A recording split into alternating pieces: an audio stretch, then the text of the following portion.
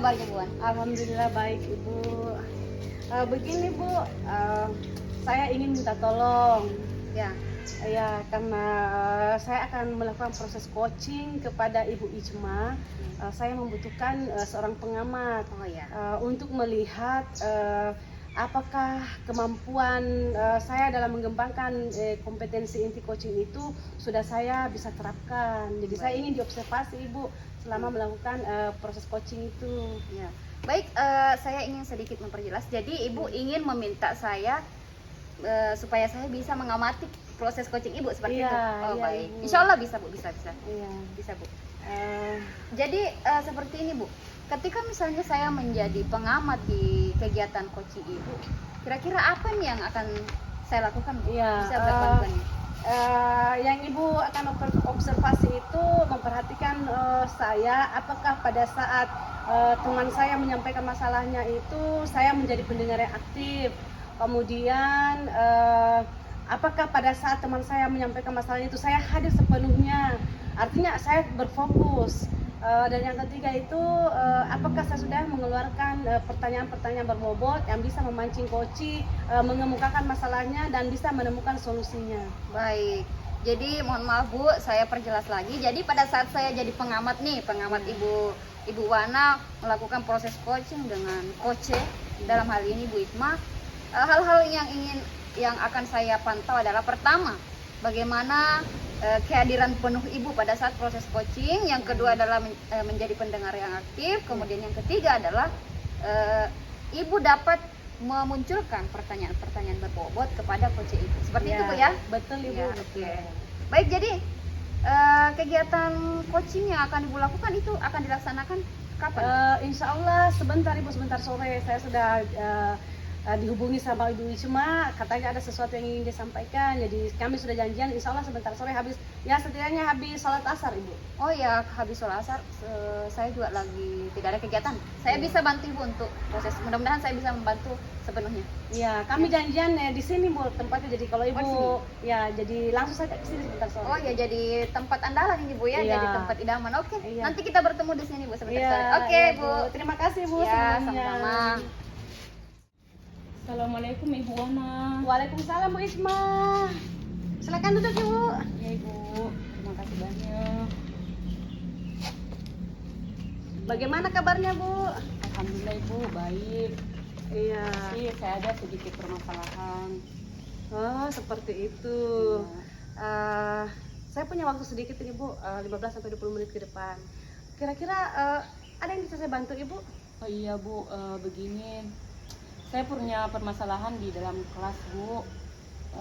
Dalam ini kan semester 1 udah jalan ya Bu ya. Beberapa bulan terakhir ini setelah saya merefleksi seluruh siswa, saya menemukan salah satu siswa yang memiliki permasalahan dalam pembelajaran saya. Yaitu saya akan tidak memiliki minat sama sekali dalam pembelajaran, sangat malas dan memang tidak pernah fokus dalam pembelajaran. Iya, baik Bu Ijma. Saya dengan senang hati akan membantu Ibu. Mudah-mudahan selama proses percakapan kita ini ada solusi terbaik yang bisa kita temukan. Jadi dari apa yang Ibu sampaikan tadi ke saya bisa menangkap bahwa Ibu memiliki satu siswa yang kurang memiliki minat dalam pelajaran Ibu. Kira-kira Ibu kenapa anak itu kurang memiliki minat dalam pelajaran Ibu? Kalau saya pikir-pikir ya Bu, kemungkinan karena ini ya, cara mengajar saya mungkin ya Bu tidak terlalu disukai, atau mungkin anak ini memiliki sosial emosional yang kurang baik juga. Karena dia sering mengganggu temannya. Kemudian yang ketiga mungkin ada masalah keluarga barangkali. Seperti itu. Salah satunya itu mungkin ada masalah keluarga. Apakah Ibu sudah pernah memantau kira-kira di rumahnya anak ini bagaimana? Ya inilah Bu, makanya saya datang ke Ibu untuk mencari solusi. Apa baiknya ya Bu ya, saya pergi ke rumah anak ini untuk memantau dia seperti apa kondisi keluarganya. Karena saya baru bertanya kepada beberapa temannya mengenai anak ini.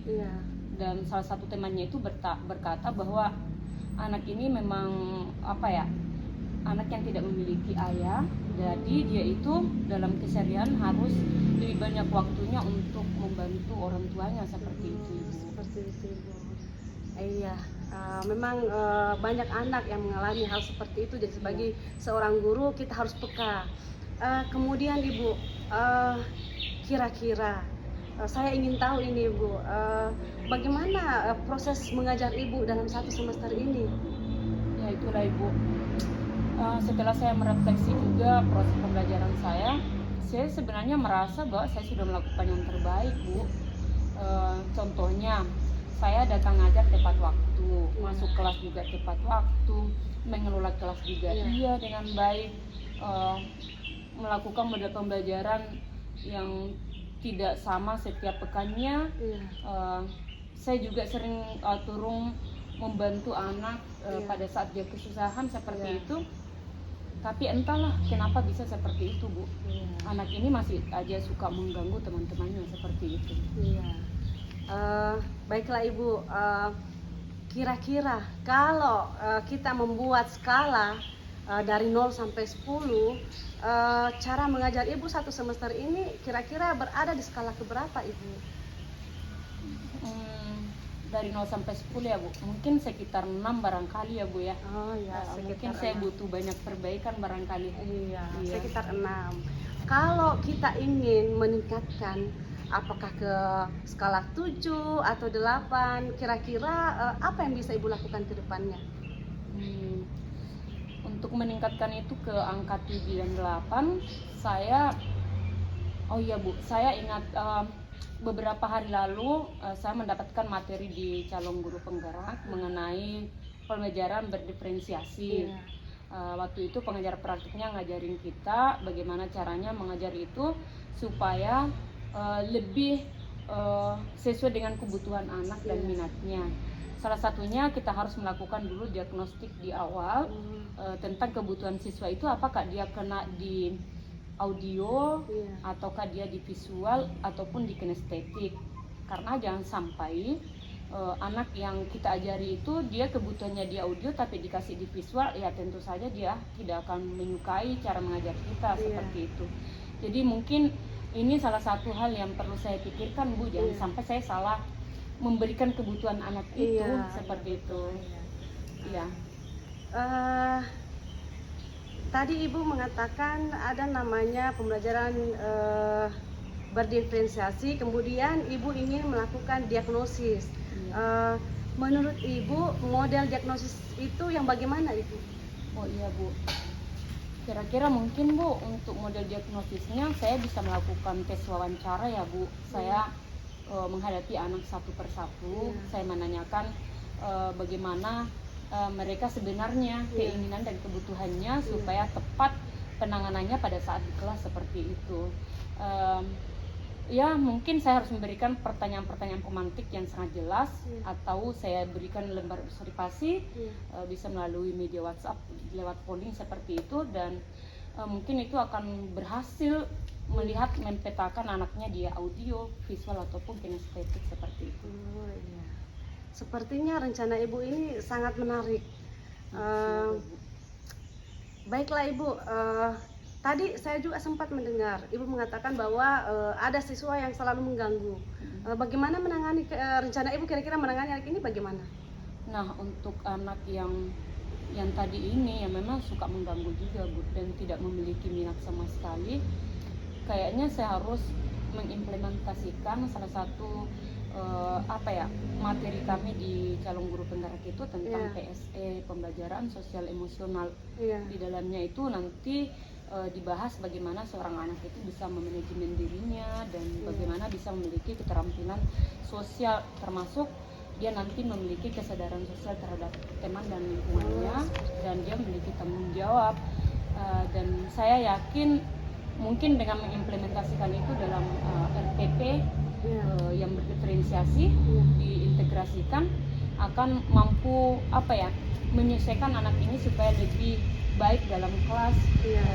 terutama dalam proses pembelajaran diskusi barangkali. Iya. Dia tidak lagi banyak mengganggu temannya karena dia bisa lebih fokus untuk saling bekerja sama dengan teman-temannya. Iya, oke. Tadi Bu, saya ini penasaran juga sebenarnya. Ya, Ibu tadi menyebut pembelajaran berdiferensiasi. Yang bagaimana itu Bu pembelajaran berdiferensiasi? Karena saya baru mendengar ini. Saya ingin tahu, coba mungkin Ibu bisa memberikan gambaran bagaimana itu pembelajaran berdiferensiasi itu. Oh iya Bu, yang saya tahu ini dan mungkin bisa saya praktekkan nanti ya Bu. Untuk pembelajaran berdiferensiasi itu kan dibagi 3 hal ya. Dia berdiferensiasi di bagian konten, Iya. dan di produk, dan juga di bagian prosesnya itu Iya. sendiri. Nah, mungkin ini tujuannya dari pemerintah supaya pembelajaran itu lebih berwarna begitu, Iya. tidak monoton ya mungkin seperti selama ini yang saya lakukan di kelas. Oh iya. Yang selama ini saya merasa wah saya biasa-biasa aja nih ngajarnya, Iya. tapi udah dapat feel-nya, tapi ternyata menurut kurikulum Merdeka kita masih jauh daripada harapan itu, seperti Iya. itu kayaknya deh Bu. Mungkin itu. Iya. Saya saja Ibu mendengar apa Ibu sampaikan tadi merasa tertarik, apalagi siswanya Ibu kalau misalnya Ibu sudah menerapkan pembelajaran ini. Jadi yang sempat saya tangkap tadi yang akan Ibu rencanakan untuk dilakukan itu akan melakukan pembelajaran berdiferensiasi, kemudian melakukan diagnosis kepada anak untuk mengetahui apakah anak itu gaya belajarnya audio, kinestetis dengan apa satu tadi visual. Kemudian Ibu juga akan menerapkan pembelajaran yang tadi Ibu mengatakan sosial emosional itu kepada anak. Jadi setelah Ibu merencanakan hal tadi, kapan Ibu mulai melakukan aksi? Saya sangat semangat untuk menyelesaikan masalah ini Bu. Apalagi setelah berbincang dengan Ibu, saya memiliki ide. Iya. Insya Allah saya akan langsung praktekkan besok pada saat pembelajaran di kelas anak itu. Iya, iya Ibu. Iya, jadi rencananya besok ya Bu, Ibu akan mulai melakukan.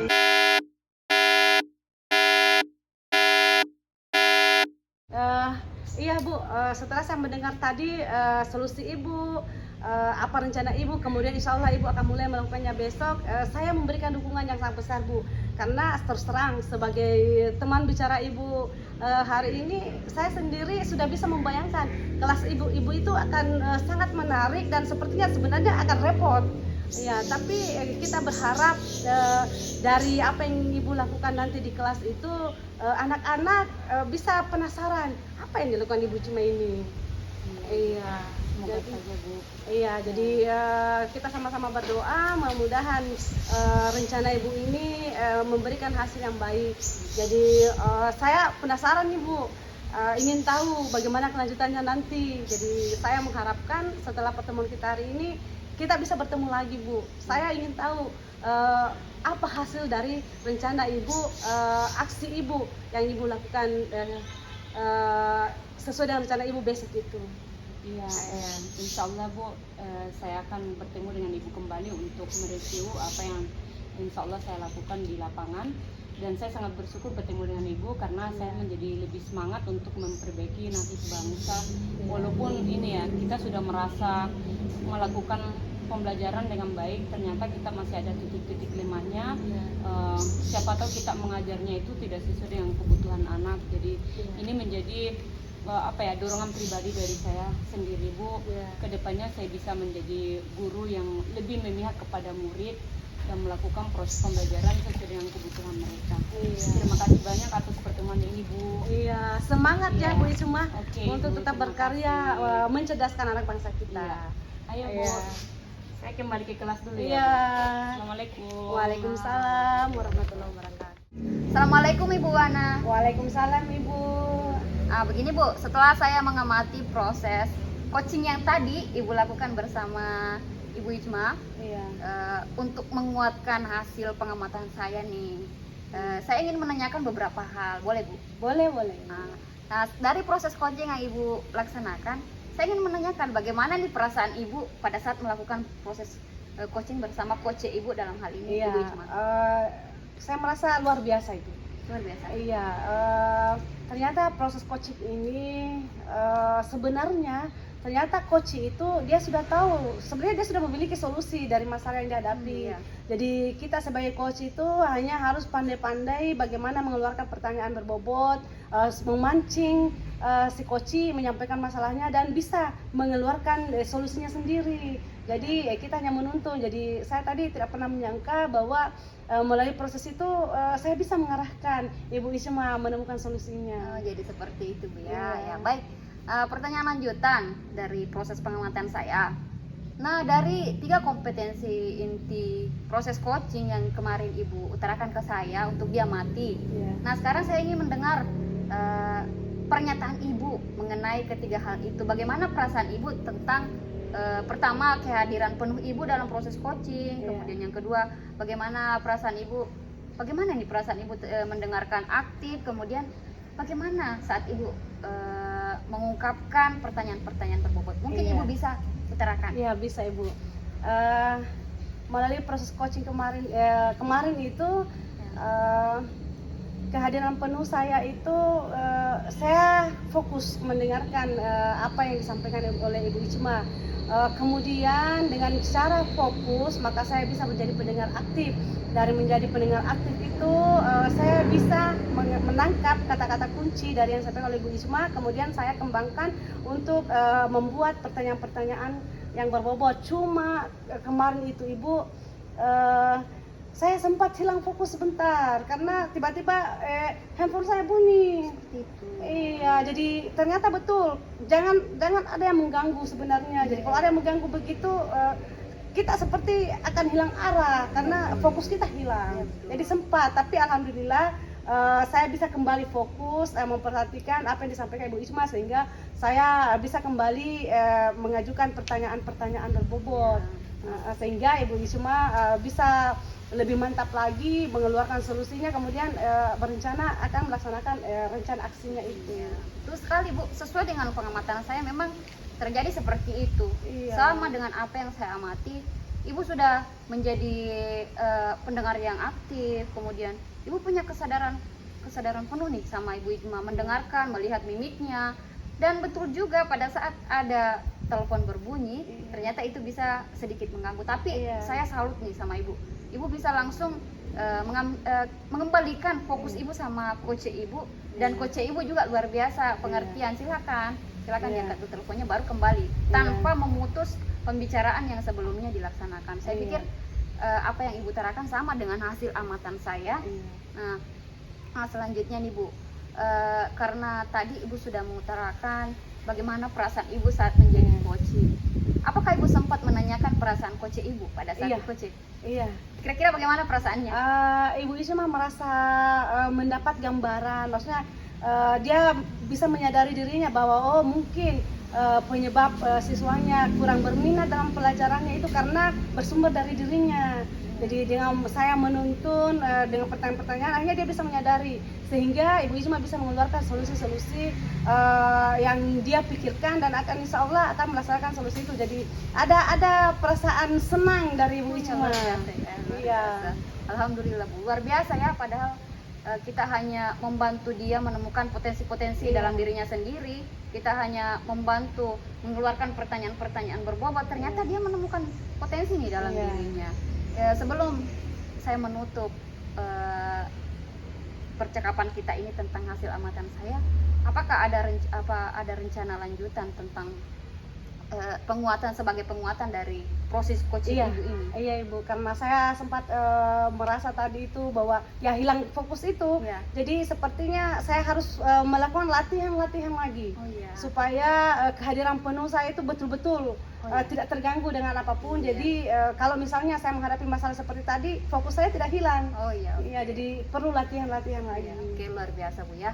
Jadi mudah-mudahan di kesempatan-kesempatan lain dalam melaksanakan proses coaching bisa berjalan dengan baik dan bisa betul-betul mendapatkan esensi mengapa kita melaksanakan proses coaching itu, dan kemudian kita bisa merasa menjadi orang-orang yang bermanfaat, karena menjadi tempat curhat itu juga bukan hal yang mudah, menjadi pilihan orang menjadi tempat curhat seperti itu Bu ya.